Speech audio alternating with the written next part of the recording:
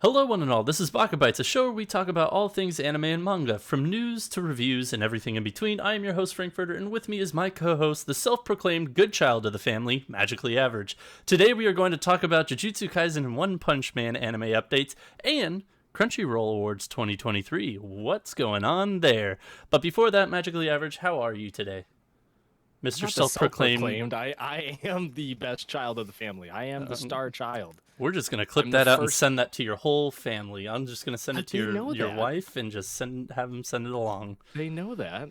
This whole thing is going to them. I'm the firstborn of my family. I am. Oh, you're that person. I'm the epitome of perfection. Oh, I'm the firstborn. They got it right. They didn't need the others. Ooh, I'm Tyler, Magically Average, the self-proclaimed good child. Basically. Ooh.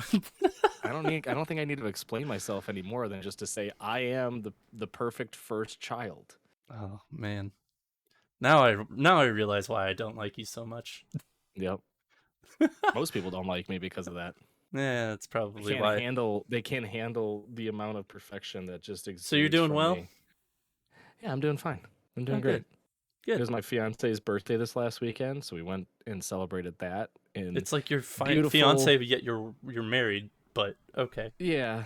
It's a whole thing, tax purposes and adult stuff. Mm-hmm. But we went down to beautiful, mild, not hot at all Florida to celebrate. Swamp ass Florida. Enjoyable. That's so gross. We went down as a couple trip a month ago. And boy, oh boy, was it hot. And I was like, hey, a month's passed. Maybe it's cooled down. Nope, not at all. Welcome to Florida. Can I take your heatness? Florida is, by all means, just a muggy, humid state. I think it's in a constant state of just moistness. Yep. Where, like, no matter what time of year, you're guaranteed to just be drenched in your own sweat and moistiness. For those of you who don't like the word moist, we are very sorry. Moist. And anyways, the people that you do have a moist cake and eat it too. So yeah, you can exactly. But anyways, we do have a packed schedule of things I want to talk about today, and I know you want to talk about today. So let's just hop straight into it because you're doing good, you said, so we can end it there. News story number 1, Jujutsu Kaisen will be unveiling more announcements for Season 2 on September 18th, plus One Punch Man announces a Season 3. So to jump into the Jujutsu Kaisen kind of thing, it's just basically like, hey, here's a new PV, it's a visual, or not a preview, but like here's a new visual, shows Yuji, Megumi, and Nobara, and we're going to be giving you some more news on Season 2 on September 18th, which I feel like, I don't know if it's too early to give a release date. I think we get the release window saying it is spring 2023. I don't necessarily think it's going to come out in winter 2023 because a lot of shows have already come out and said, hey, we're going to be winter 2023, and B, I'd rather them just take the extra time to just polish Jujutsu Kaisen up because it's being done by MAPPA, right? And MAPPA's doing Chainsaw Man next season. I don't want them to go back to back of Chainsaw Man and Jujutsu Kaisen Season 2. Granted, I'm sure they've been working on it for a while, but they've also been working on Chainsaw Man for a while. So I really hope that they take their time with this, and I hope that they do just say, hey, this is going to be spring 2023 or even summer 2023. I wouldn't be mad at either. Yeah, I think speculation is that it's going to be early 2023. I doubt that it's going to come out in winter. I don't think we're going to see a January release date. I'm going to guess April probably. But it is interesting though that they're using their announcement window for like a TV special that's going to be aired live. Yeah, like it's not going to be like a random press release or they're getting into going to some sort of conference. It's like a full-on special. They're getting into like the video game industry type thing where it's like, hey, we've got our live stream of E3 or Gamescom Live, which is very timely because that just started today, or Gamescom started today. But yeah, I think they're moving more into that kind of area to where they're like, hey, we're announcing that we're making this. We don't have any updates, but when we have updates, we'll update you. And it's really sort of kind of going that way. And I know we talked about that a lot like 4 episodes ago or something like that. It feels like we talk about it every episode. Yeah, something But like that. But yeah, it's definitely. I mean, after the past month, it's definitely kind of going down that road of just like, hey, we're gonna announce it super early, and then we're gonna take our time giving you updates as to when it's actually gonna happen, etc. So yeah, I mean, I think back to like in the United States, like movie trailers that would come out like what felt like a year ahead of the release date, oh, like a and it's teaser. like, yeah, and it's like, oh boy, I can't wait to forget about this in 2 months, and then a couple weeks after, a couple weeks ahead of its release, be like, oh yeah, that's a thing that's happening. Yeah, I Like remember that that. was a like a common Still theme is. to like not so much anymore, I don't think, because I'm thinking like I remember watching like going to theaters and seeing trailers for movies. Like I could be going to the theater like next week, like middle of August, end of August, and it would be like a coming winter 2023, and it's like that's so freaking long. Like that's so far in the future. Why are you showing this to me? I feel like But they then I still go do that now, though with like bigger premieres, like all the Marvel stuff. They do that. Like anything that has to do with, I feel like Lord of the Rings or just any giant property like that. I feel like they do that. Only reason I yeah, bring up Lord of the Rings is because last year I think we got that. It was either early this year or late last year. We got the teaser for the Lord of the Rings show, and I don't even think it comes out until later this year, if not next year. I don't remember. yeah. But like, but to your point though, those are big series, right? Like Yeah, and so those is are big Jujutsu Kaisen. properties. Yeah, but you're seeing it more with just anime in general too, I of like having like a lot of teaser stuff, having a lot of just visuals being dropped, special events taking place, big announcements at cons, like it just yes and no. I mean, for bigger shows, yes. Smaller shows, kinda, not really, yeah. sorta. But The I don't know. competition, man, that's what's bringing it out. You got to be the talk of the town. Gotta stay relevant somehow. Yep. But moving on from Jujutsu Kaisen, One Punch Man is actually going to be just got announced that they will be getting a third season with a visual that was released. I didn't watch season two. Or actually, sorry, I watched part of season two. I got to about where he was going to do the underground fight ring thing, and I was Yeah. like, I'm like, this season has not been good so far, and now you're gonna throw a tournament arc at me. I'm good. Thanks. It Bye. lasts like an episode and a half. It's not even like Um. a tournament arc. Okay. Well, I was watching live week to week, and I was just like, no thanks. Maybe I'll watch it another day. But No. I think what I definitely do and will go revisit season two because I've heard there are some redeeming qualities about it, but more so for the fact that I know a lot of the manga readers are obsessed with the current arc and just how good that the general series is. So knowing that, like, I know I need to push through season two to get to season three because I have a feeling some of the stuff is going to happen during that. But also, Yeah. we don't know what studio is going to be making season three, and that kind of excites me because it wasn't very good. Season two, it wasn't, and it was made by like a second studio from season one. I think season one was I forget who did season one. And I think JC Staff did season two, if I'm not mistaken. It sounds right, but season two was like very polarizing, I think, for people.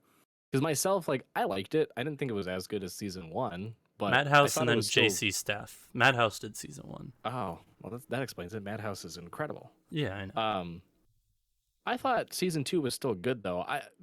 In my mind, the biggest, I think, con that people had pulled from season two, or at least what was commented most, probably was just animation aside. It Mm-hmm. was that the story wasn't that interesting.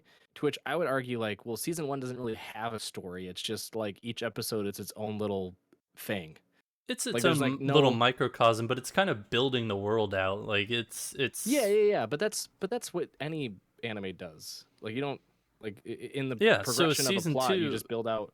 a season two should give you good story or give you a good plot. So Which when I it thought didn't, I thought it had. I like the introduction of like a full-fledged villain. I like building out a little bit more of like the characters too and their backstories, like having some more spotlight on them.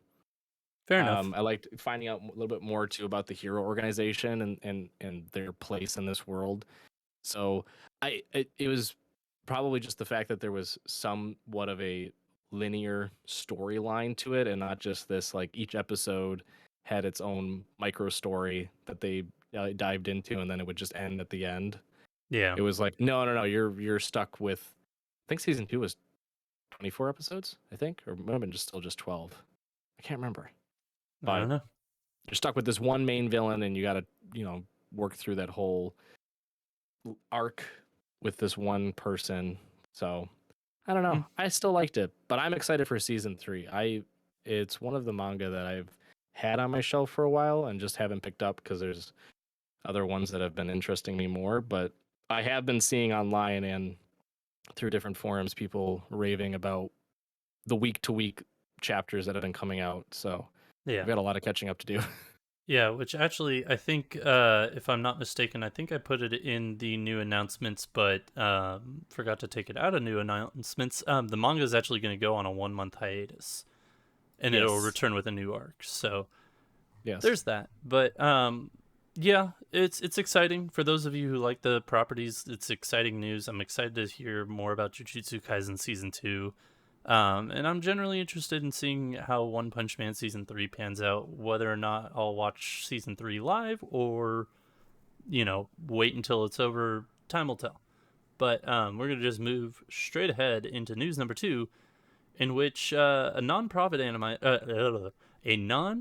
animation organization is outperforming big studios? Question mark. So this was something that I kind of found at the last minute, and I wanted to throw in here. And thank you for throwing it in here.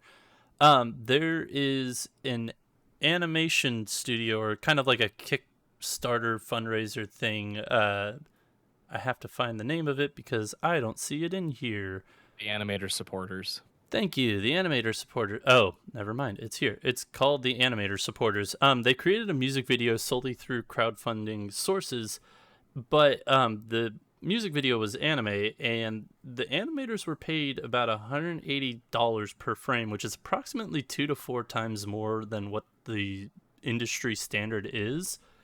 So it's interesting that, I mean, I haven't listened to the song, I haven't watched the music video, I don't know if it's any good, but the fact that a music video that is wildly has a budget that is much lower can produce or can like exist and actually pay its talent, the amount of money that should be paid per artist, because people always, they'll say like, oh, I'm going to art school, and then they get the oh, you're never going to make any money, kid, or whatnot. And it's demoralizing sometimes, but the fact that, we're paying somebody for their time and their talent this much is, it's a good thing. It is what it is, because frame, I don't know if they specified or not if it's a frame or a keyframe, which a keyframe I believe is like a section of a chunk of a scene. So basically when you're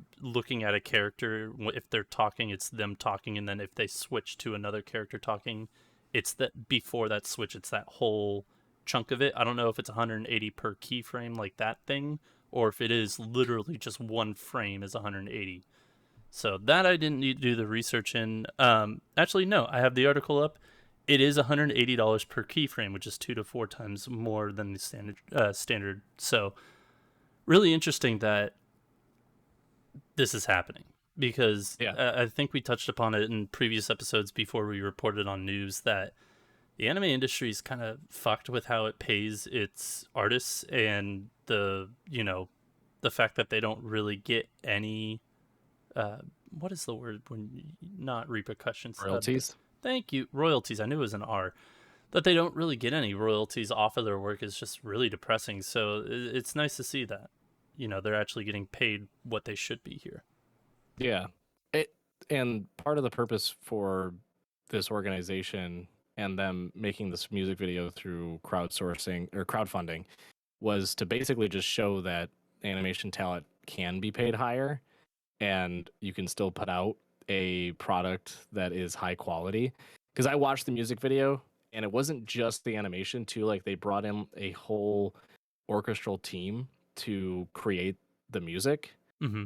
And like that also costed money too, but it was mostly just to highlight the animation piece because the organization is built around helping new animators find a footing in the industry and have the resources available to make it and not, starve to death. Yeah. Because they like I was reading through the sort of like history and what they're about, and for all of you who want to know more, they do have campaign funds on Go Get Funding. Just look them up under the animator supporters. We'll have the link in the description. Yeah, but they have a couple of different projects. One of them is the Animator Dormitory Project, where they help place new animators in, essentially like college dorms to assist with living. And part of it was just highlighting the fact that, on average, animators have around $800 a month to work with if, when they first join the industry. That's not a lot of money. It's like $10,000 a year. And it's very, very challenging to live on that, especially, if you have to pay rent and bills and all that stuff. So that's the main reason why they started this dormitory project, was to help new animators. But their whole campaign is just to highlight the fact that animators are still needed in the industry. Like, it's not like studios are being like, no, there's too high of a supply of animators. That's why we just can't pay you enough, because there's so many of you. It's like, no, they need a lot. They really could. The reason why they're doing these projects too, like the music videos, is to just highlight the fact that, you can give these people, the immensely talented people, livable wages and still earn, revenue as a studio and make a high quality product. Like, you don't have to cut it out at, the industry standard. You can break that mold. And that's what they're doing with their different campaigns. So they're in the process of making another music video right now that's supposed to be like an actual music video with like animated band of some kind making new music.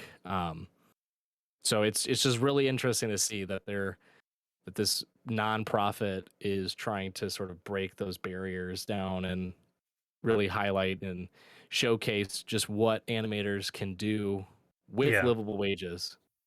Yeah, no, I agree that this whole thing is really nice. It's actually it's a good look, and I hope it puts pressure on anime studios to not only treat their employees right but pay them correctly as well, because there are people that there are a lot of people that are behind the shows that we watch that we love and we criticize and everything else, and some of them just really unfortunately are not paid well at all. So Yeah. it's nice to see that, and I'm sure, with more pay comes better quality as well. So more to come from here over the years. I'm sure it'll be a while before any significant change comes, but I like this first step. I like that this is, actually happening. So it's good to Yeah. see. So It's good to know that something like this is out there, right?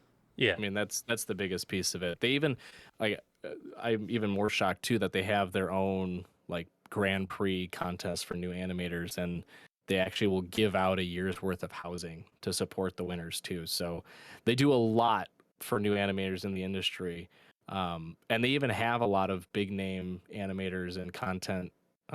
Not content creators, but illustrators, directors, executives working in the anime industry, like people that have worked on Full Metal Alchemist and some other large anime, supporting and being a part of the organization too. So let's just hope this carries on, and let's, just fingers crossed, pray that something will eventually budge. Maybe Yeah. this will be the catalyst for it. We shall see in due time, but story number 3 is coming at you now. The MAPPA CEO is interested in adapting every Tatsuki that should be Fujimoto. Fujimoto, not Jujimoto. Fujimoto manga someday. So CEO Manabu Otsuka, yeah, I think that's how you pronounce it, Otsuka, Pretty good. said during a Crunchyroll Expo interview, of all things, I don't know how this is only coming out now, but he said that he's read all of Tatsuki Fujimoto's works and is interested in making movies out of them someday. While he would like to, there are no concrete plans for any of the other story adaptations at this time. So really, only Chainsaw Man is in the works. But the other works that could be worked on would be Fire Punch, Chainsaw Man Part 2, Goodbye Eri, and Look Back. Those are all of Tatsuki Fujimoto's works, minus one small one shot that he did, which was only 18 pages long, called Just Listen to the Song. That one would be a little bit harder to do. You might be able to do like a short film, but it'd Yeah. be a little bit more difficult. But for Fire Punch and Goodbye Eri and Look Back to be animated, we'll exclude Chainsaw Man Part 2 for now, just for the fact that there's like 5 chapters out currently for it, I Yeah. believe. This would be great. This would be fun. I would love to see more of his work done on, like, put on the silver screen or put on our TV screens. Like, like Chainsaw Man hasn't even aired, and it's one of the most anticipated things like this year in this kind of niche of a genre of a fandom type thing. I don't even, whatever you want to call anime or manga, it is like the most hyped up event for our culture, I guess, of what we enjoy. So Yeah. to see Fire Punch, that would be an interesting one. I've read it this year, and boy howdy is it different, but it's really good. So that one would be interesting to see, especially because the dude's naked the entire time. So I don't know how Hell they. yeah. I mean, he's a man that keeps regenerating over and over and over again, and he gets hit by somebody's flames, which doesn't extinguish until the thing that it hits is dead. So when you have a person who can regenerate at the blink of an eye and a flame that doesn't go out, you get a man always on fire who cannot wear clothes because fire. Yeah. So it'd be interesting to see how they'd handle a penis on screen all day long. So I mean, I mean, it is what it they is. can make it work. I'm really interested though with the one shots. Yeah, Especially Goodbye Eri and Look Back. I think they would both make phenomenal films. I agree. Don't quote me on this. I believe he has a number of other one shots that just have not been translated. I can So look it up if you want to talk more. yeah, I can talk more. That works. Talking. Here I go.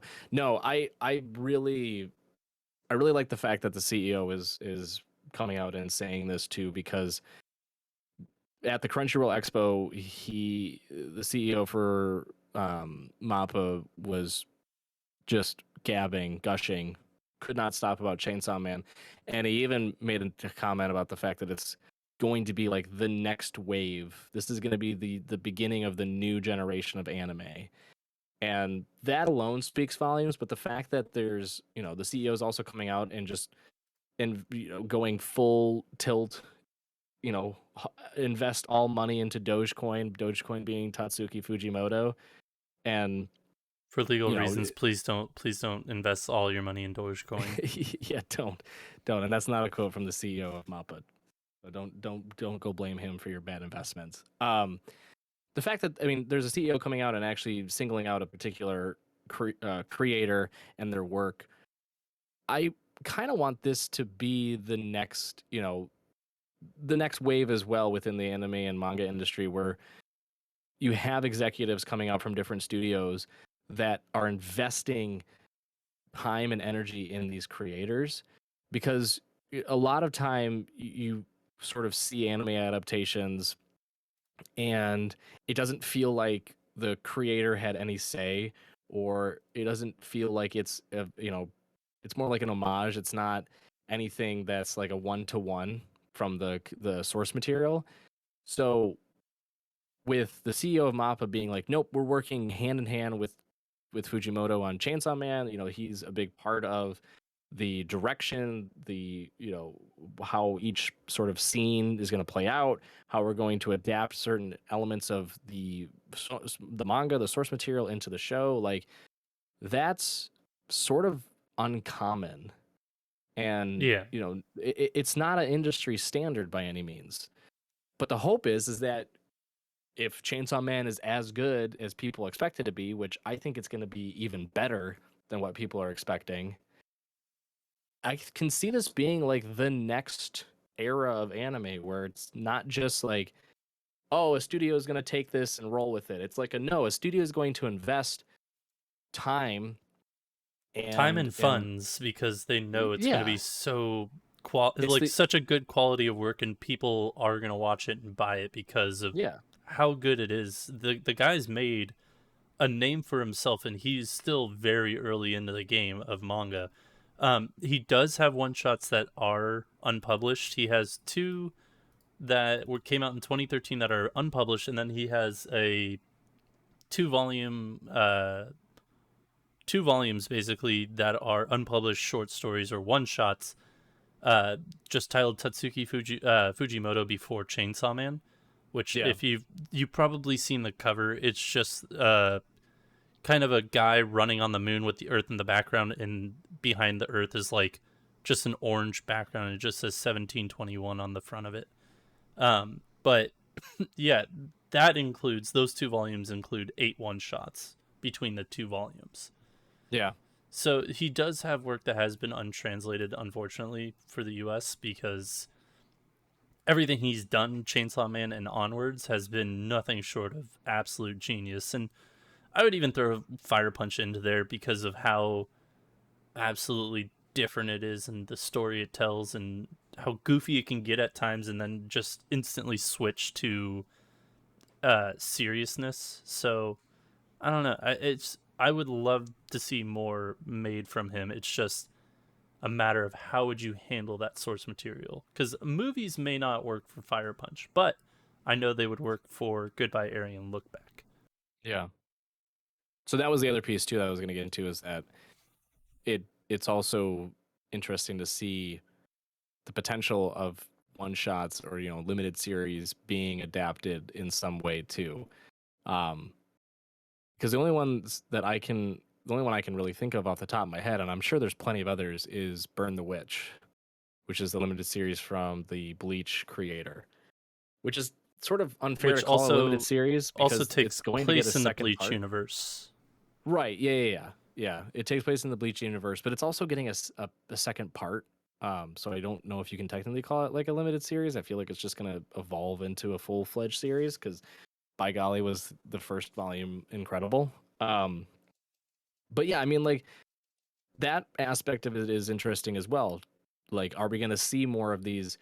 And maybe they're not films too. Maybe they're just short animations. Maybe it's like a 3-part series. Maybe it's like I mean, 3 yeah, episodes it or could be like a something. limited series type thing, Yeah. but I think a movie So would do him good, especially with the trend of all these different anime and manga getting movies that are canon or whatnot. I think with that trend happening, I feel like these would definitely work well, and they will sell. They will sell tickets like freaking no other. Because I mean, I don't think oh, I've I would heard do it one. different. I don't think I've heard one bad thing about Goodbye, or like one bad thing about Goodbye Eri. And I think that movie specifically over Look Back and I guess Goodbye Eri, like that one specifically would be absolutely fascinating and absolutely amazing to watch on screen for the fact of what it actually is about. See, I couldn't imagine going to the theater and watching these. I feel like these would be the quote unquote straight to DVD ones, which I wouldn't mind either. I like, Crunchyroll exclusive or Funimation, or not Funimation anymore, High Dive exclusive, Netflix exclusive. Like that's what I can see these coming out as. But no, that aside, I still find it to be very intriguing that these types of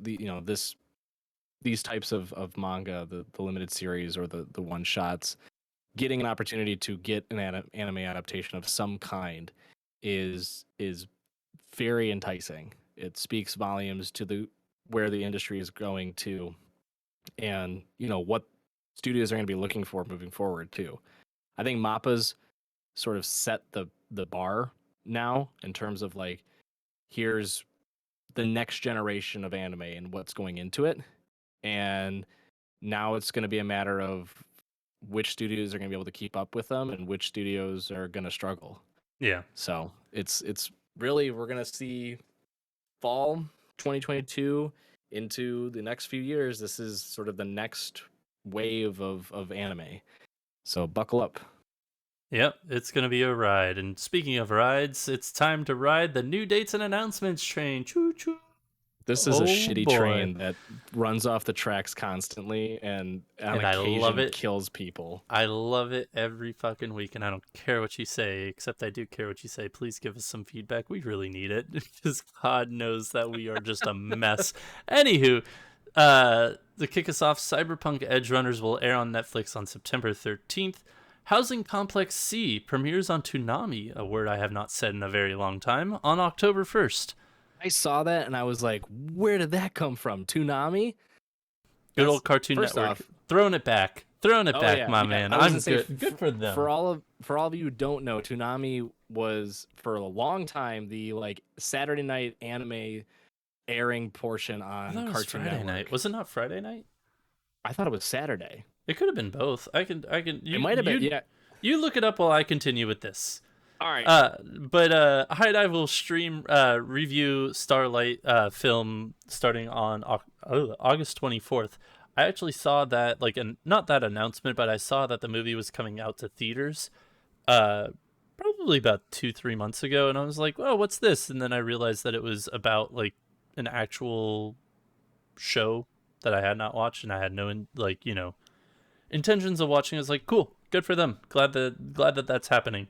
I ain't gonna watch it. But anywho, what you got for Update us? on Toonami. It broadcasts every Saturday night from 12 a.m. till 4 a.m. Interesting. I thought it was Friday, but I guess Saturday makes sense. But anywho, moving along, Gundam The Witch from Mercury Prologue premieres on September 1st outside of Japan on the Gundam.info YouTube channel. So interesting. Cool. I think that's where it premieres, but then it's eventually going to air on streaming platforms in Japan, and then it's going to make its way back to the United States. It's very odd the way they were doing it. They're like, hey, it's on YouTube, but then it's also going to be streamed, but then it's not going to be on YouTube, and then it's also going to be streamed eventually. Who the hell knows? But yeah. For you Gundam nerds out there you go. You got some news to look forward to. Actually, I shouldn't call you guys Gundam nerds, because I'm looking forward to actually watching this one. In all honesty, and my buddy, if he ever heard me utter those words, he would just flip the fuck out. Anywho, Kubo Won't Let Me Be Invisible releases its first promo video and is announced for 2023 release. That is a manga that I'm waiting to like fully get on Shonen Jump so I can read it all. I hate that they're doing the like little like blips of it. Like, here's a couple more chapters. Here's a couple more chapters, and I'm like, here's the weekly updates, but also here's a few more of like the backlog chapters. But I think that they're doing that because somebody else owns the rights to them. I'm actually not sure. I think it's transferred over because it's like Shonen now is on the spine, and they only just started releasing physical volumes like a month ago, I think. Well, yeah, in the US they have, but I'm sure they've been releasing volumes for a while now. But anywho, moving on. Do It Yourself reveals an opening theme and premieres on October 5th. I'm going to mispronounce the shit out of this one. Surune. Yeah, Season 2 begins on January 2023. That felt so condescending, and it's okay. I was applauding I know you were, but like it also just like you weren't confident in yourself, and I was like, no, you did it. Good job. Did it. That was it. You did it. Oh god, now there we go. Legend of Mana, the Teardrop Crystal premieres on October 7th. That's interesting. This one I'm actually looking forward to a lot. Goodbye Don Glees is getting its US release on September 14th, 18th, and 20th. They have sub dates and dub dates. Subbed is going to be on just the 14th and 20th, while the dub dates is going to be on all three. So I watched a trailer for this. I really like and dig it. I'm really excited for this. I am going to go see it, even if I have to go see it alone. I sent it to my friends who are local. I was like, hey, who wants to go see this with me? And I have not heard back. So yeah, but we can Zoom call each other in the theater. I'll watch it at my okay, sure. Let me get right on that. I'll do that for you, buddy. Not happening. Anywho, go look up Goodbye Don Glees. It actually looks really fucking good. If you've seen the movie like Stand By Me, it looks kind of like a not supernaturally version of Stand By Me, but like an element of supernatural version of that. So yeah, it looks freaking awesome. But anywho, moving on. Raven of the Inner Place will premiere on October 1st. Romantic. Palace. What? Raven of the Inner Palace. Oh, yeah, I misread that. Raven of the Inner Palace. Thank you. Good call. Will premiere on October 1st. Romantic Killer airs on Netflix on starting October 27th. Gravity Rush, the video game, is getting a film adaptation, which is a really interesting one, but okay. Good for you, Gravity Rush. Wonder if they'll adapt Gravity Rush too, if it does well. Who knows? The Country Without Humans ends with its 5th volume in 2023. The manga Bind Connect will end with its next chapter. This one pisses me off, but, it is what it is. Disney's Twisted Wonderland. I feel like just throwing Disney in front of any anime or manga property just instantly just... I built the list out earlier, and there were certain ones I kept out for reasons. This was one of them, so you did this to yourself. Oh, I'm fully aware I did this one to myself, but I'm just saying, like, just the fact that, like, Disney anything in this medium just kind of pisses me off until they give us news. But anywho, Disney's Twisted Wonderland, the manga, will end on its 4th volume this winter. Naked Apes Project Our Millennium and the 30 Days Until You Die has a film and stage play adaptation in the works. Shine Post, episodes 7 and onwards are delayed due to COVID-19. The series will air episodes 7, 8, and 9 on August 30th, September 6th, and 13th, respectively. They have unspecified plans for September 20th and 27th, but episodes 10, 11, 12 are expected to air in October. So if you're a fan of Shine Post, sorry about the 1 week delay, but you're still getting it. Yeah, I know. It sucks, man. It's similar to Shikamori, right? Because Shikamori went into this current season because of certain delays. If it did, it was only like by a week, though. It was like a week or two. This is like a full month into fall. Yeah, again, woof. Excuse me. Continuing, Eden Zero Season 2 will premiere in 2023. Eden Zero being Fairy Tail, but, it's Eden Zero. Fairy Tail light. It's Fairy Tail diet. It's Fairy Tail-esque. Anywho. Yeah. Eternal Boys will premiere on October 10th. The Witch and the Beast manga is getting an anime adaptation, which I watched something for this. I don't remember what, if they have a trailer out right now or... No, my buddy sent me a couple screenshots of it and said, like, this is going to be great. And I looked at it and I was like, yes, this is going to be great. Mark your calendars, mark your lists. This one is going to be a good one. So The Witch and the Beast, mark it. It's going to be good. So, I Got a Cheat Skill in Another World is getting an anime. Yay, another isekai. Woohoo. That's all I got to say about that. The anime adaptation for Ragna Crimson, who knows, whatever way you want to pronounce it, will be created by Silverlink and licensed by Sentai Filmworks and air in 2023. I already said something about Goodbye Donglish, so we're going to get rid of that. Valek's Love, so you should probably tell your wife about this one. Valek's Love manga will end with its 16th volume this spring. Oh god, this one's going to be a tongue twister for me. I don't know why I put some of these in here, but I do anyways because it's fun. Shikizakura manga will end on the January 12th. That's the thing that tripped me up. January 20th to 12th is what fucked me up. It'll end on January 12th with its 4th volume. Idolish 7, Third Beat, second half premieres October 2nd. The Dragon first half. Yep, there you go. Well, Third Beat, I think, is the 3rd season, so, there's that, too.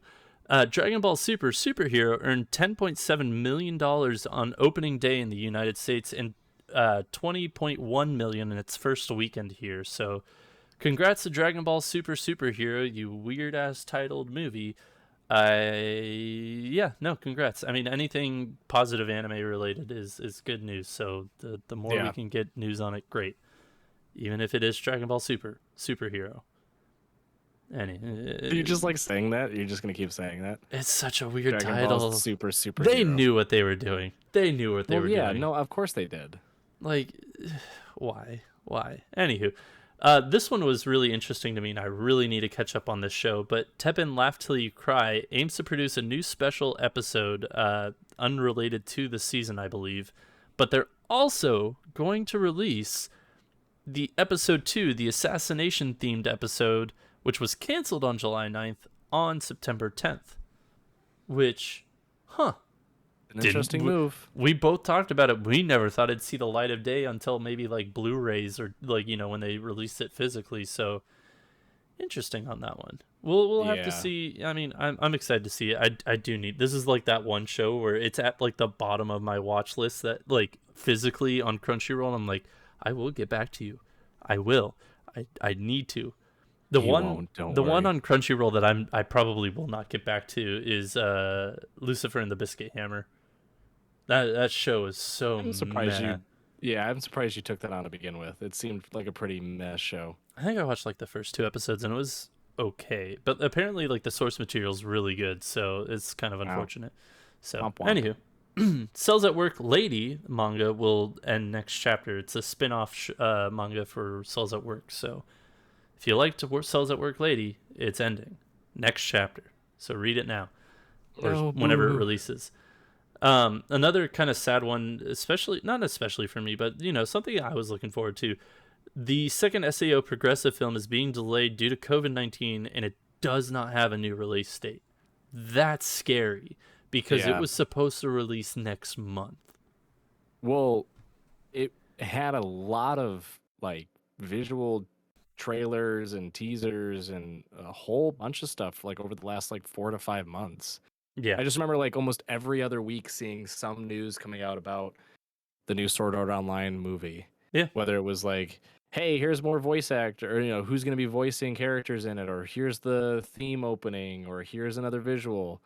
So the fact that it's not only delayed, but there's no definitive date is, very concerning. Yeah, it really is. But, you know, there's only so much you can do because I think my company, they kind of go over COVID numbers still at the beginning of our weekly meetings, and I believe Japan is just getting rocked with another wave right now. So I'm wondering if it's actually because the movie is over, or if they're like, we're not going to have people to go see this thing in theaters. So, you know, time will tell. But it's just kind of really unfortunate that this is getting pushed. But, you know, if it's due to the fact that it's not over, great. Push it all you need. Give it all the time it needs. But, yeah, it originally... Again, I'm looking it up. September 10th is literally like 3 weeks away. Ugh.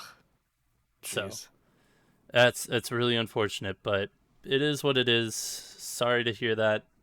Till it comes out, I'm looking forward to it. But yeah, moving right along, we only got a few more here. Assassin's Pride manga has ended. I think I said in one of these other ones that it was going to end, and now it is officially ended. So there's that for you. This one I thought was hilarious. This one I thought was hilarious that I had to include it. Hideo Kojima, God, and I fucked up his name. Hideo Kojima's personal endorsement will be on the Licorice Recoil light novel spin-off, Licorice Recoil Ordinary Days. Now, apparently, like I read an article about this. Apparently, Hideo Kojima gets asked a lot to endorse different things, whether he's seen them or not. And apparently Licorice Recoil approached him, or whoever approached him about, you know, endorsing this, and he was like, yeah, absolutely. I love like the series. So he watches the series, which is freaking great. That's pretty sweet. Yeah, like it's always like heartwarming and kind of touching to see these people that we idolize and these people that we really enjoy that are larger than life, that they're like, yeah, I like what you like. It's really fucking cool because like this is a weird medium for it is kind of a weird medium for celebrities alike. It still blows my mind every time I see a Jamie Lee Curtis article that she loves One Piece. Like that still absolutely blows my mind. Oh, I love the fact that Megan Thee Stallion is a huge anime fan. She went to the JoJo's Bizarre Adventure. She's in Japan. Yeah, she went to JoJo's Bizarre Adventure pop-up shop or something like that, and she cosplayed as Sailor Moon in Japan. Like she's like, I love it. That, and there was like another article that apparently like 80% of NBA players love anime.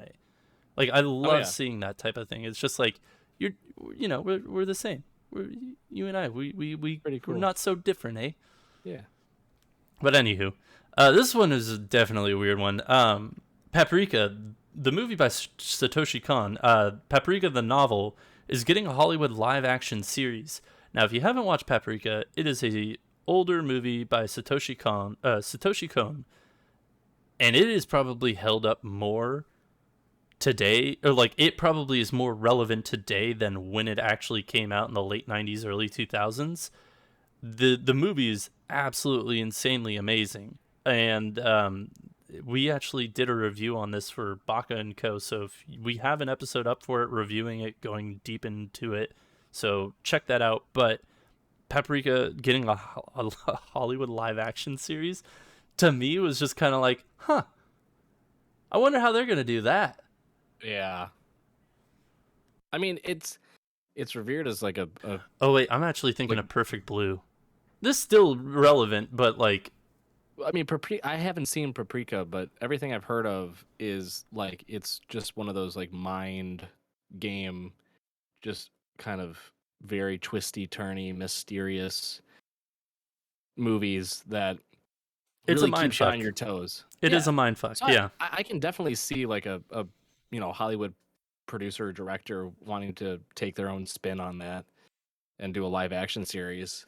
Yeah. I mean, it makes more sense than like some other ones like Attack on Titan live action. You know what? I won't even like. I won't even. You know what? I enjoyed them. I enjoyed them for what they were because they were really shitty. It was fun to go watch them in theaters and see how shitty they were. Moving right the fuck and you along. like eating crayons. Yes, I do. I like seeing my poop turn different colors. Moving right along, Saint Seiya is getting a new manga spin-off about Poseidon. The reprise of the Spear Hero. God, I gotta make sure I got that one right. Spin-off manga is ending with its 11th volume. This one, I'm gonna trip up here. Have fun. Here we go. Kakeguri. God damn it. Guri. No, it's Kakeguri. Spin-off. Kakokari manga will end September 22nd. I did it. We made it. We made it through. Anywho, Laid Back Camp's movie has earned 1 billion yen in movie theaters. I think. No, I actually don't know if it was in the movie theaters or what, but it's earned 1 billion yen. So, yay, Laid Back Camp. That one's for you, That is Lobo. a series. That's a series that I need to watch. I've heard nothing but amazing things. Go talk to Lobo about that one. He loves Laid Back Camp. I messaged Lobo once in like the last month, and he yelled at me, and I was like, okay. That doesn't surprise me. He's a very lovable person, but he's always just so angry. I think it's because you pissed him off. I don't know. I said hi. I'd be mad. I'd be mad too. I'd be mad too if you said hi to me. Anywho, we're gonna move on to our last news story of the day. The Crunchyroll Awards are moving to Japan. Of all fucking places, this was announced by Sony Music. Sony Music announced that the Crunchyroll Awards are moving to Japan. The awards' 7th annual show will be held on March 4th at the Grand Prince Hotel's new Takanawa's Hiiten Main Banquet Hall in Tokyo. The awards will host guests from production studios, creators, voice actors, and musicians in various animes. Candidates for the 2023 awards will be announced at the end of the year, with voting to be early 2023. Last year at the 2022 Crunchyroll Awards, they crowned... Oh, I hate this. Attack on Titan Season 4 Part 1 as Anime of the Year. Let's hope they don't fucking repeat that mistake. So, with this news, like, this is pretty cool. Like, I know that there are a lot of creators in the States, but there are a lot of creators moving to Japan. I feel like a lot of Kodokawa is bringing in a lot of outside talent to Japan to do a lot of publicity over there, which is working. I mean, the biggest one being Trash Taste. They're just an absolute juggernaut of a behemoth of a podcast for them. So yeah, this seems smart. This is like no brainer. Like, yeah, we should definitely be making the Crunchyroll Awards about anime in Japan where anime is made. We should not be having this in the States. So to me, this is kind of a no-brainer. I think also with Sony acquiring Crunchyroll and Sony being a Japanese company, that this is just like, actually, are they? Yeah, they're Japanese. I Or believe so. that or they hold on, I believe. I might eat my words right here. We're gonna double check this because I'm an No, idiot I believe you're right sometimes. because the Funimation was based in Yeah, Japan and Crunchyroll was based in the United States. they are headquartered in Minato, Tokyo, Japan. Yeah, So yeah, I mean, it only makes sense that Sony bought the Crunchyroll, Crunchyroll's, aka the Crunchyroll Awards, that they bring it to where it all started and where it all began, where it's all made. So I'm not mad about this. I'm not, any like this is good. This is honestly good news because the people who make it and create it should be celebrated for it. They shouldn't have to watch it online or have to fly overseas in order to attend their own award show. So to me, I'm happy about this. This is good yeah. news. But I want to ask you, with us being halfway through summer 2022 and already having winter and spring in our back pockets, what do you think is the upset for this year? Without having anything from fall yet, what is like the underdog this year to you? The upset, like for anime of the year. Just in general, okay, yeah, no, for anime of the year, what would you be like? What would be your underdog, black horse, dark horse, not black horse, dark horse pick of the year? Ah, God, that's so hard to say. I'm cheating a little bit and going back through live chart. I'm gonna say Sabikui Bisco because we talked a lot about it when it was coming out in winter, and I feel like there were a number of people that were also talking about it when it came out, and then the moment that spring season hit, it went dark. Like it wasn't talked about, it wasn't discussed anymore. Everyone moved on to Spy Family and Kaguya-sama and Shield Hero and Komi, and then now we're into summer and it's all about Overlord, Classroom of the Elite, Call of the Night, things like that. So I would have to say, like realistically, I'd have to say Sabikui Bisco. My personal underdog, because I thought it was criminally underrated and was never discussed by anyone, is Daimon, Recipe for Happiness. That was a really I fucking just good one. I just think it's such an interesting take on a slice of life, given the fact that it's based in a sweet shop, but it has realistically like nothing to do with sweets. Yeah. Like Well, they it use kind of sweets does. as sort of they use sweets in like a manner to help, I guess, portray certain themes or certain motifs or certain life lessons throughout an episode. But it's not like Dagashikashi where it's like it takes place in a candy snack shop and that is like the entire premise of the show where like every episode is about some sort of sweet or treat of some kind. Yeah. This is it's a different take on it like that. It's more subtle in its approach to incorporating, a very specific thing in sweets making into a slice of life. I found it to be fantastic episode to episode. It was funny. It got you right in the feels at times. The animation was stellar. The composition of everything, like the music, the intro, the outro, all fantastic. But just no one talked about it because it was stacked up against heavy hitters that entire season. Yep. So I mean, I'd love, love, love, love just to see it on a list. Like if it makes just a list of some kind, I would be ecstatic. I If feel it like won, I might die. I feel like they need to do like a AAA list and just like a B tier, like not even B tier, but like double A list because like this season has so many AAA shows having second or third or fourth seasons or whatever. Or if you're My Hero Academia, your sixth season. I guess if you're Bleach, you're like 16th season or Like 17th 15th season. bajillion. Yeah. But like I feel like for truly underdogs, like dark horse shows, I would probably give it to your boy Kong Ming.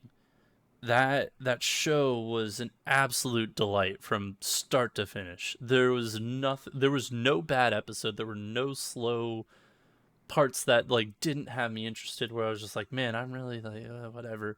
Like I'm not like completely focused on this episode.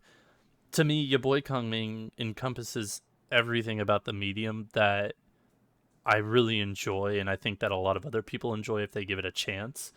That I would really love to see on that list. Do I think it's gonna make it? Hell the fucking no. There's so many other things that are going to be out there. There are going to be AAA shows I feel like that don't make it. I am like absolutely obsessed with Made in Abyss season 2. It is a gut punch of a show.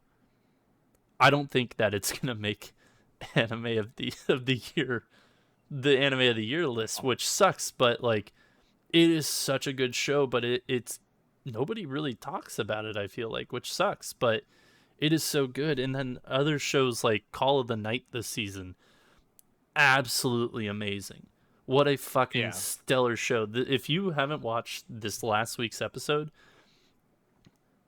holy fuck. Like the animation just for I've rewound if you've seen it, you know. If you haven't seen it, there is one specific scene that you just want to rewind because of how absolutely stellar the animation is.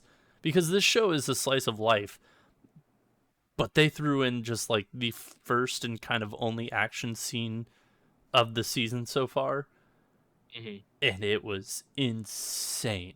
It was so good. But again, it's another phenomenal show that I don't think it'll make it, unfortunately. And if I had to throw a third dark horse into the mix, Licorice Recoil. That show's fucking I phenomenal. I think that show will absolutely be on a list. I can't remember what the categories are, but I have to imagine that there's a like original category or like a show that has no source material, that it's a some sort of original creation. Which I mean that alone would mean it should be at the top of that list. But yeah, it's hard to say right now. We have yet to see Fall. And Fall, as many of you know, as since we've been talking about it every week for the most part, is absolutely jam packed full of incredible shows. Stacked from toe to So fucking head.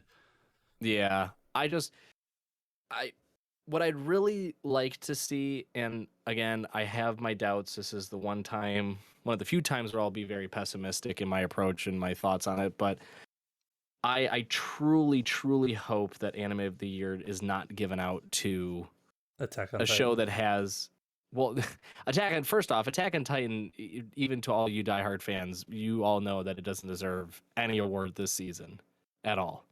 It was not good Yeah. outside of the last scene, basically, like the last like 5 minutes of the final episode. Um, I will say no, I the reveal midway through was pretty fucking good, but then after that it was just it was doggy yeah, doo doo. it had like a sprinkling of good moments, but out Yeah. in a giant shit pile that was the show. No, I hope that it's given out to a show that is it's in its first season, or is an original or something along those lines.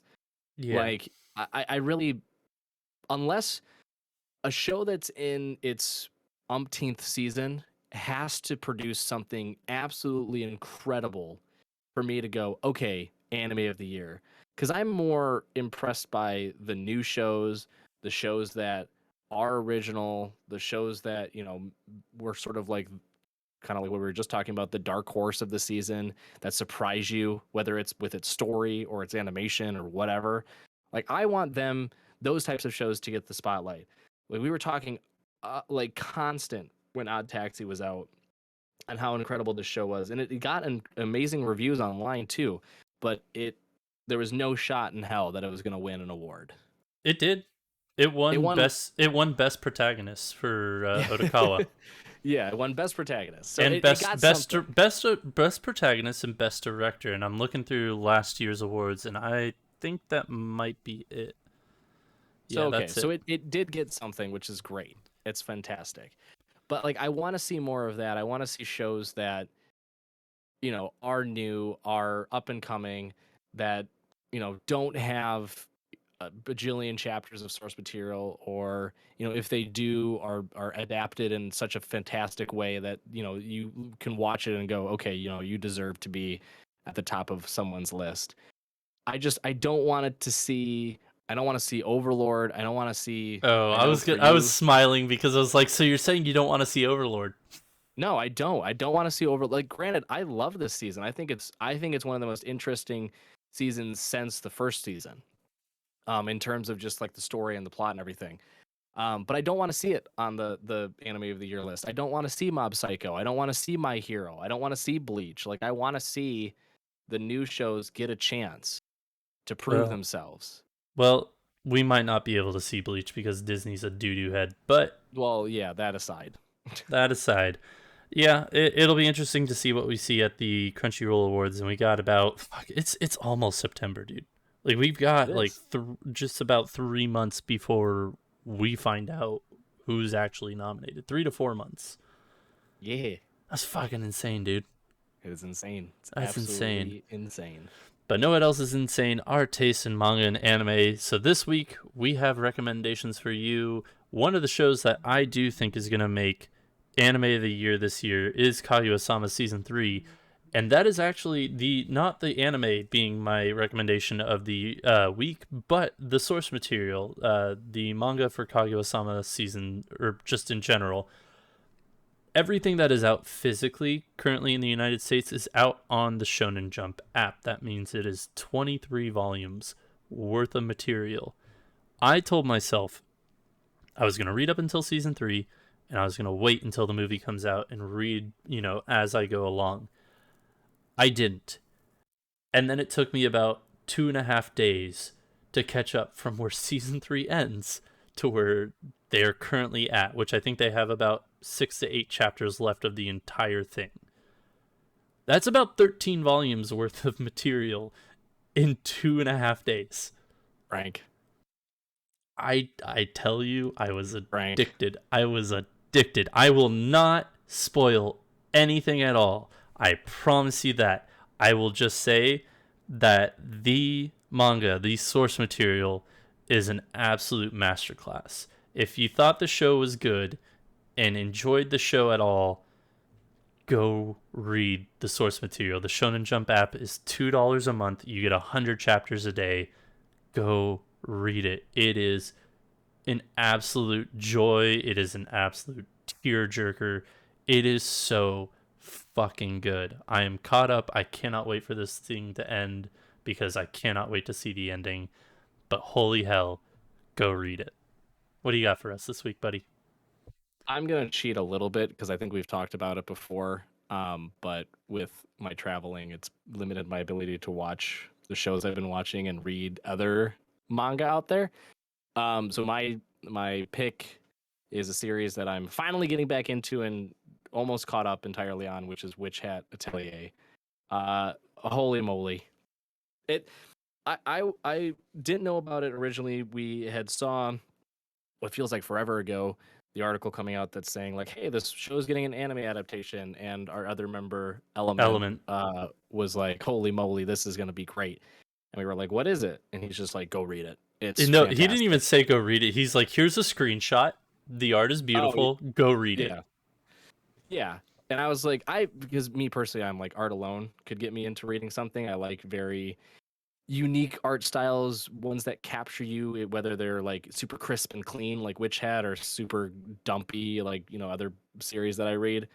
So I read it, and I'm through volume 7 of 9 that's currently out in the United States. And boy, oh boy, it's a little heavy at times for anime version of Harry Potter for the most part.